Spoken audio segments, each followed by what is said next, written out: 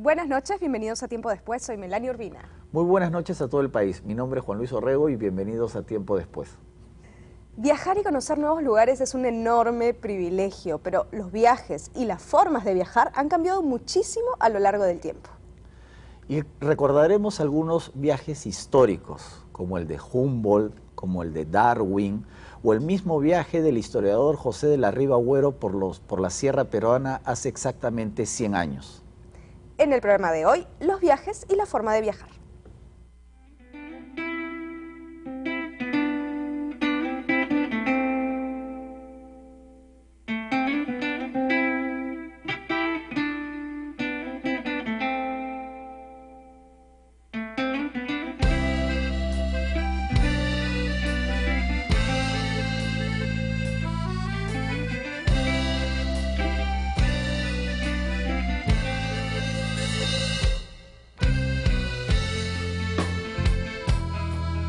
En el programa de hoy tenemos a dos invitados muy especiales. Me toca presentar a Ricardo Acosta. Él es agente de viajes y de turismo. Bienvenido, Ricardo. Muchas gracias, Melania. Gracias a ti. También nos acompaña esta noche Luchín Castañeda, él es viajero y promotor turístico. ¿Cómo estás? ¿Qué tal, José Luis? Buenas noches, gracias por la invitación. Gracias a ustedes por venir. Para empezar, me suena que el turismo es un fenómeno bastante reciente, porque en la antigüedad yo me imagino que no existía el turismo, ¿verdad? No, el turismo en realidad es una industria que aparece a partir de la posguerra en Occidente. Eso no quiere decir que antes la gente no viajara, pero una cosa son los viajes y otra cosa es el turismo. La gente viajaba, por ejemplo, los peregrinos en la Edad Media, que se iban a Jerusalén, o se iban por el camino de Santiago hasta Galicia en España. Habían viajes por interés científico. Por ejemplo, en la introducción estábamos hablando del viaje de Darwin por el mundo, o el viaje de Humboldt. Humboldt estuvo en Lima, Darwin pasó por el Callao. O también por necesidad, ¿no? Porque la migración también ha existido, ¿no? De un lugar a Luchín. otro. O sea, cuando hablan de viajes antiguos, siempre recuerdo esa frase maravillosa de Ricardo Palma, que en Europa y en el transcurso, en la travesía, se iba tomando las jícaras de Soconusco de los teatinos, que no era otra cosa que el chocolate que los jesuitas tomaban en grandes tazones llamados jícaras.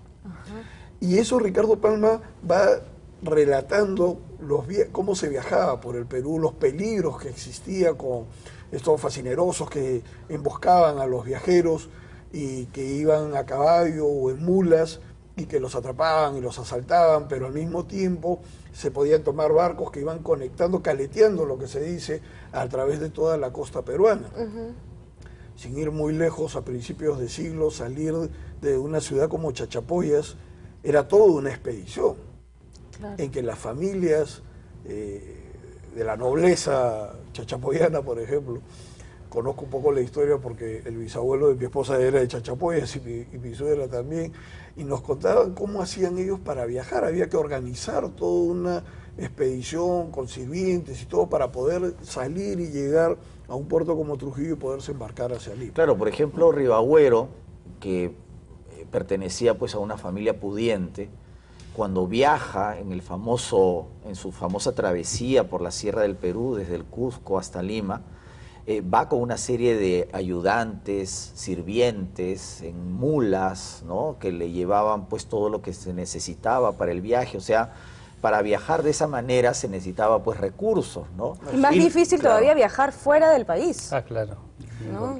El tiempo ¿cuánto tiempo te tomaba ir de acá a Europa, de Europa para acá, por ejemplo en barco? San Martín, ¿Meses? Bolívar, Torre Tal, todos esos habían estado en Europa antes, ¿no? Y se habían ido en barco. ¿Pero con qué intención viajaban a Europa? Uno, por ejemplo, con intención militar, eran soldados, se iban, por ejemplo, a pelear por la guerra de independencia en España o por formación militar. Entonces tú te ibas, imagínate, del Callao, salías del Callao. Había dos opciones, o cruzar Panamá por tierra, porque no estaba el canal, o irte por abajo, por el estrecho Magallanes, donde muchas embarcaciones además encallaban, se hundían, qué sé yo, era peligroso. Luego irte caleteando por la costa atlántica de Sudamérica hasta Cartagena o hasta el Caribe, de ahí a las Islas Canarias, de ahí a Sevilla, o sea, te podías demorar 2, 3 meses, ¿no? Y ojo que quienes nos están escuchando pueden estar pensando en lo que hoy en día hayan probado o hayan visto por televisión o una fotografía de lo que puede ser un crucero, que es un sitio precioso con una piscina y con un mozo parado invitándote un trago. Pero estos barcos de los que estamos hablando se repartían entre la carga y algunos camarotes en los cuales los pasajeros eventuales estaban, en las cuales las condiciones no eran las que estamos pensando ahora. Era una travesía mucho más desgastante, no era que tuvieras un buffet para servirte, tenías que comer lo que el cocinero hubiera encontrado en ese momento. Además, ni siquiera había navegación a vapor, era a vela. Y por lo tanto, pues el viaje también dependía mucho de los vientos, de las corrientes marinas. Claro, era como el tren macho, ¿no? Sabías cuándo salías, pero nunca cuándo llegabas. Claro. ¿No? O por ejemplo, ¿no? A través de la Biblia conocemos los viajes de San Pablo. O sea, San Pablo era Paulo de Tarso, era comerciante en realidad. Él viajaba por negocio. Por eso es que prácticamente se conocía todo el Mediterráneo oriental y eso le había permitido no solamente hablar el arameo, sino el griego y el latín. Por eso para el cristianismo fue muy importante la conversión de de San Pablo, porque como políglota podía pues desempeñarse predicarle justamente pues a los gentiles, ¿no? ¿Y entonces desde cuándo ya la gente comienza a viajar por placer? Cuando ha habido plata.